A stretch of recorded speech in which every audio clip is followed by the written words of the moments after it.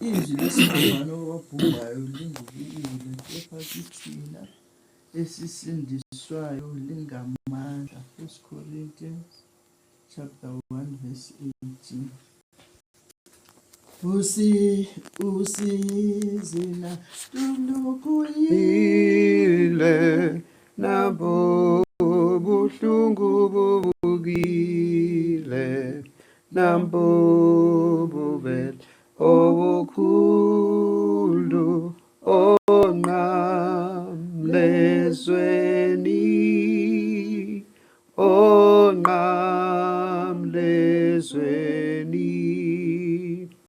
inkosi yehla ezulwini yazenza umuntu kubantu yaphenduka umhlatshelo wethu onqamlezweni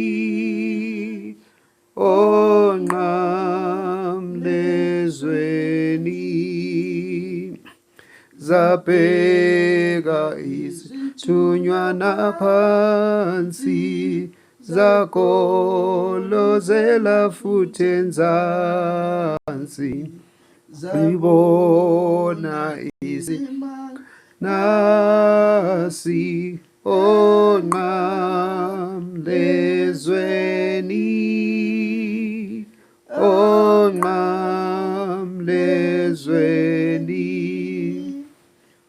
ukholo lwethu lomaphina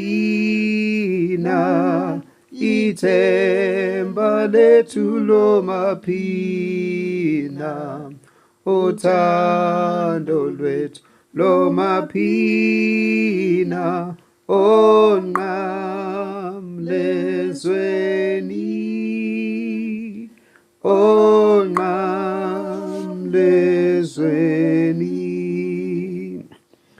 ingozi ingaphela yonke icala lihlawulwe lonke izono zixolelwe zonke onqamlezweni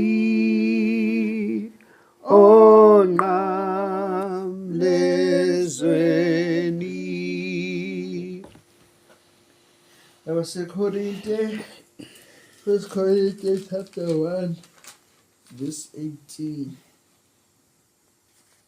So sithini ukuhlakanipha kukaNkulunkulu nokuhlakanipha kwezwe.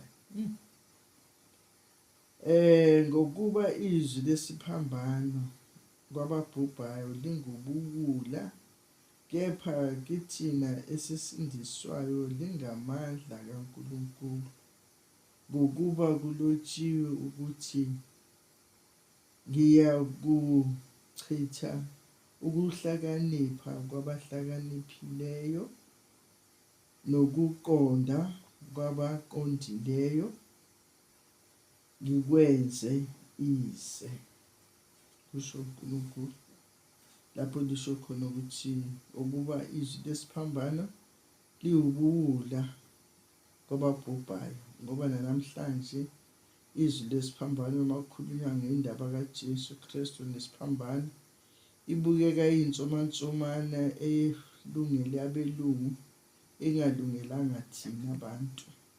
Siyifaka siyibhekise kwabanye abantu, kwezinye izizwe singayibhekisi kithi, kodwa la lithi ngokuba izwi lesiphambano kwababhubhayo, ababhubhayo labo abangalithathi lelizwi baliqondise kubo, uthi liwubuwula, kepha kithina esisindiswayo lingamandla kaNkulunkulu. Ngoba thina esisindiswayo nesisindisiwe siyaqonda amandla kaNkulunkulu ngokwesiphambano ukuthi uJesu wanikela ngayo ukuthi azosifela seseyizoni, ukuthi sibuyiswe sibe sendleleni kaNkulunkulu. Yingawo isiphambano sisihlonipha ngenxa yokuthi uJesu Kristu walenga emthini wafela thina ukwasisindiswa. Manje kithi esisindiswayo lingamandla isiphambana kodwa kwababhubhayo liwubuwula izwi lesiphambano, izwi lokukholwa.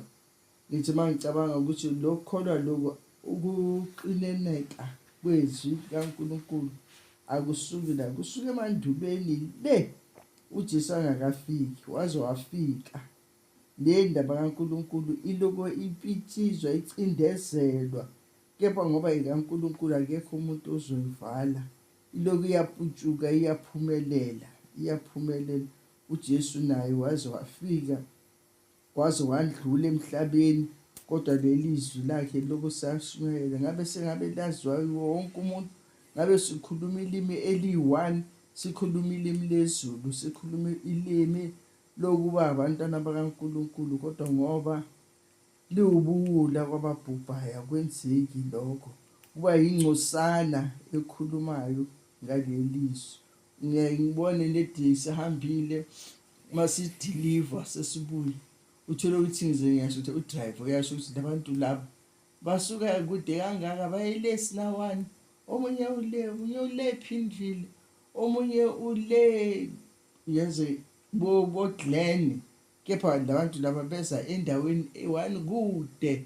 Ubone ukuthi abantu abaningi abanandaba nale ndaba kaNkulunkulu. Yileyo naloyo uyingcosana ukuthi sisuke kude kangaka sizohlanganela la ngokwezwi likaNkulunkulu. Abantu abaningi belishaya indiva, kepha konke lokho kusesandleni sikaNkulunkulu, ngoba thina kwababhubhayo lubuwula, kepha kithina lingamandla.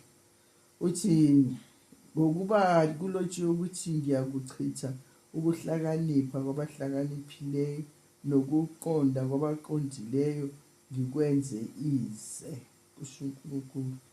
Ngoba abantu bahlakaniphile bo, abazikhohlwa behlakaniphile, manje ukuthi uyakuchitha lokho kuhlakanipha kwabo. Ngiyakuchitha ukuhlakanipha kwabahlakaniphileyo, ngizochitha ukuhlakanipha kwabahlakaniphi abazitshela ukuthi bayazi, ngokuchitha ukwazi kwabo, kusho uNkulunkulu, nokuqonda kwabaqondileyo ngikwenze ize, kusho uNkulunkulu. Ukuthi bahlakaniphile, kepha uNkulunkulu lokho kuhlakanipha kwabo uza kuchitha, nokuqonda kwabaqondileyo akwenze ize. Ngoba sithi basahambe sithi siyazi, siqondile, sazi konke, kepha asazi lutho. Umuntu owaziyo nguye uNkulunkulu. Ngiyabonga uNkulunkulu kanjalo. Amen. Amen.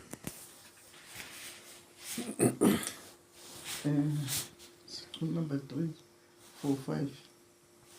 Zabheka izithunywa Phansi zakolozela futhi enzansi, zibona isimanganasi onqamlezweni, onqamlezweni.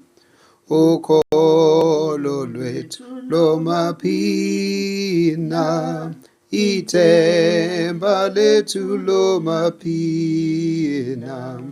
uthando lwethu lomaphina, onqamlezweni, onqamlezweni. Ingozi ingaphela yonke, icala lihlawulwe lonke, izono ziqolelwe zonke, onqamlezweni, onqamlezweni.